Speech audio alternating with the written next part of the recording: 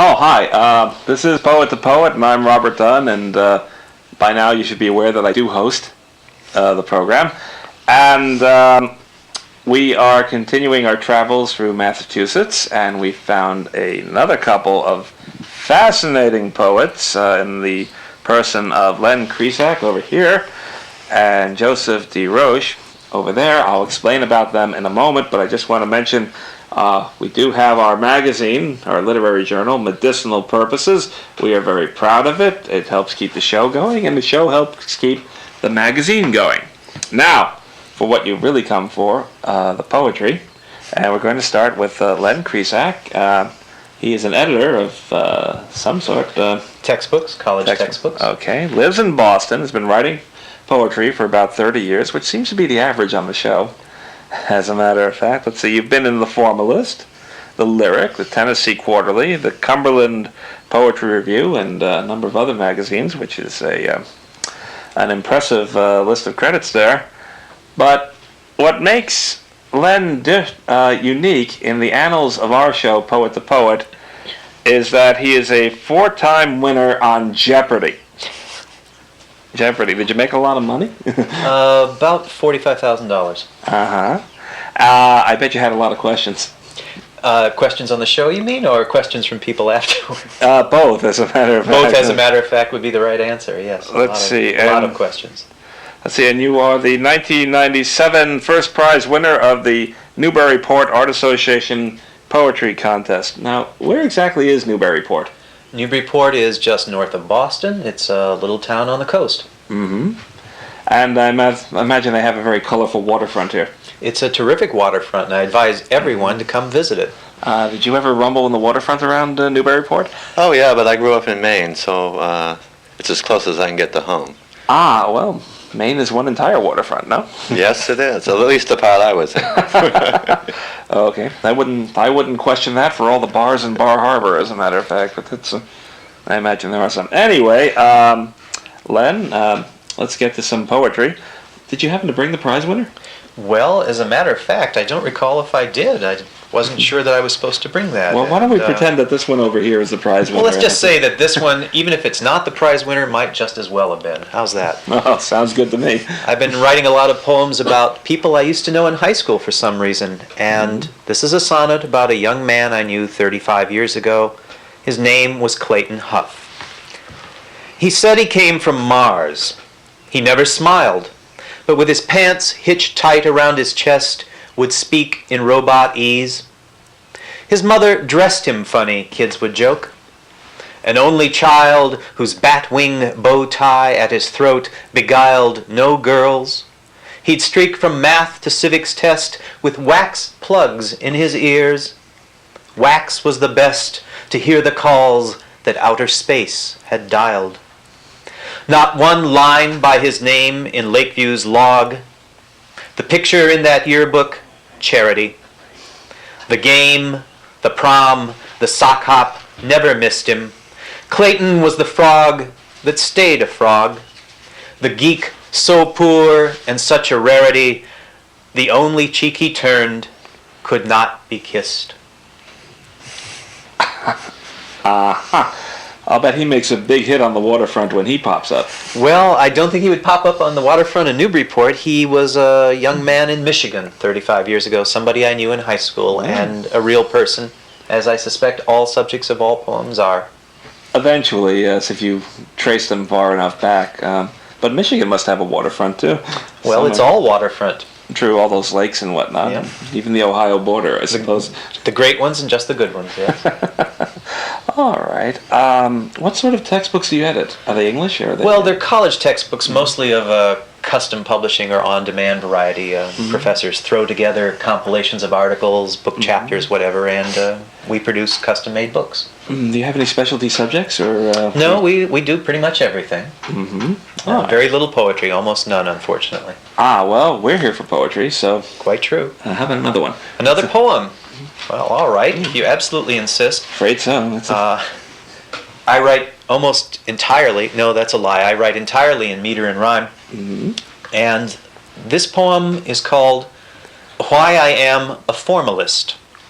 I should point out before we begin that the great magician and escape artist Harry Houdini used to get out of his handcuffs by hiding a tiny little piece of a skeleton key, a bit of razor blade, flat between his cheek and gum, something like snuff.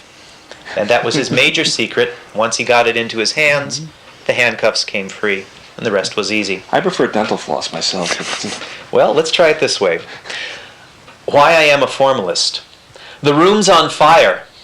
Handcuffed and your feet in chains, but just enough to move. No belt or shoes. You watch the flames inch higher.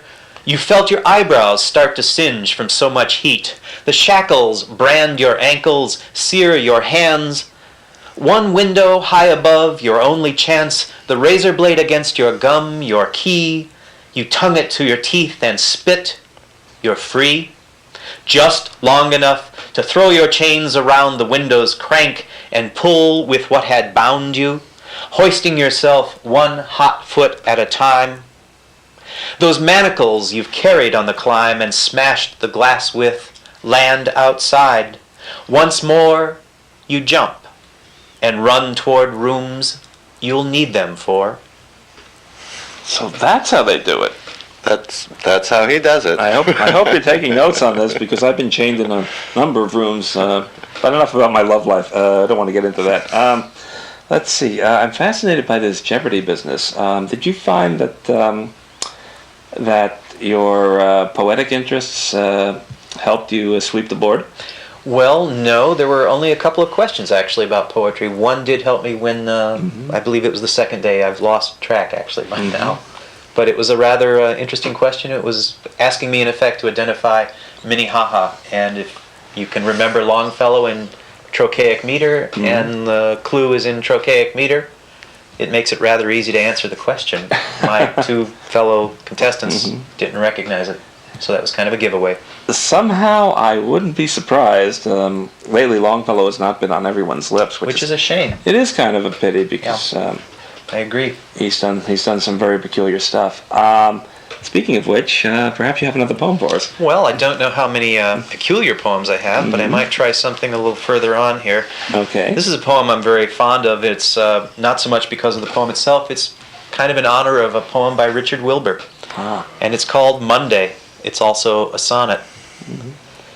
The dishes done, the wash hung out to dry, she wrings another moment's peace from where the morning's left her. High outside, the sky that's waiting honks as geese disturb the air. Their skein flies on. Her half-smoked cigarette goes out as if to urge her on her way, while wind and wash contend at dry or wet, and how their little flap will end this day. This day, she wants to scream, above the whine of vacuum, blender, child. Her empty blouse waves wildly to the geese, who hold their line and then are gone. But back behind the house, a modest cape. Two sleeves reach out for air. Their cuffs beseech in shapes of clean despair. I've lived in houses like that. Well, I'm sure. At least until the landlords found out. But that's quite another kettle of fish.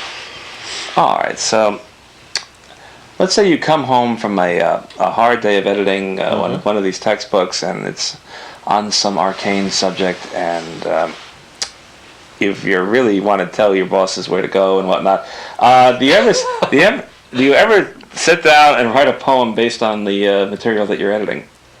On the material I'm editing, I've never been asked that question, and frankly, I don't really think I have so much. I get ideas, as I'm sure all poets do, from millions of stimuli and resources and instances all through the day. What does turn you on poetically, then?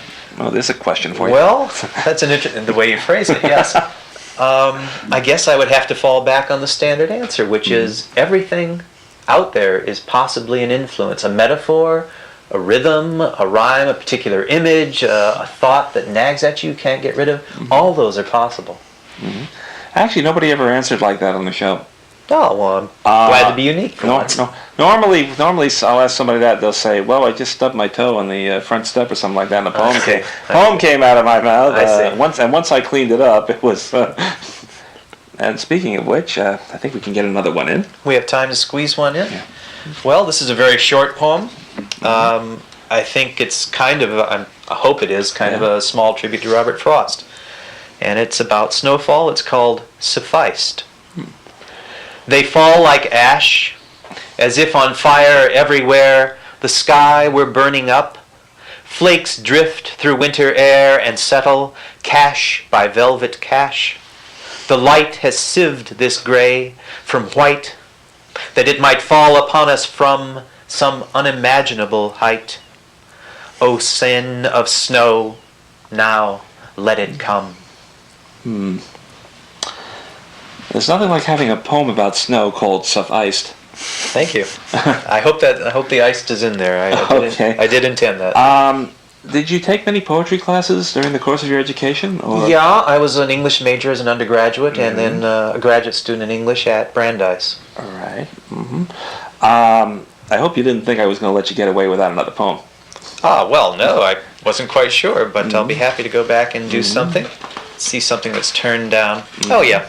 Here's another tribute to Richard Wilbur, a person whose name keeps popping up. It's called Letting Go. What was I? 7? 8? The first day free of snow, that moment waited for 3 long months, and he was running by my side. I pedaled slower than my father trotted, his steady palm behind my back, his fingertips, whose job it was to calm, as light as air upon the rubber grips where streamers flew, and pudgy, throttling hands made shift to judge how best to steer across the playground sands. Remembering that, I conquer still my fear. You keep mentioning Richard Wilbur, and I believe that he did the book for the current musical Candide, which is making another incarnation in New York. Would you say that this was the best of all possible worlds for poetry right now, or is there something that you would like? Oh, that's a very tough question. Yeah, I'd like to see probably more formal verse rather than free verse, and I realize that's not the thing to say on television, but I'll say it anyway. Oh, you can say it. Okay, then I'll say it. Yes, I would like to see a great deal more formal verse. The crew is cheering. Okay, I'm glad to hear that. All right. Yeah, everybody's rattling around, happy as a clam, because we would like to see more formal verse. Actually, we'd like to see everything as long as it's good. And I will second that you've also. definitely qualified here today, Len. So that's Thank you. Len Krisak on Poet to Poet. We'll be back in a moment with Joseph De La Roche. So don't go away, because we won't.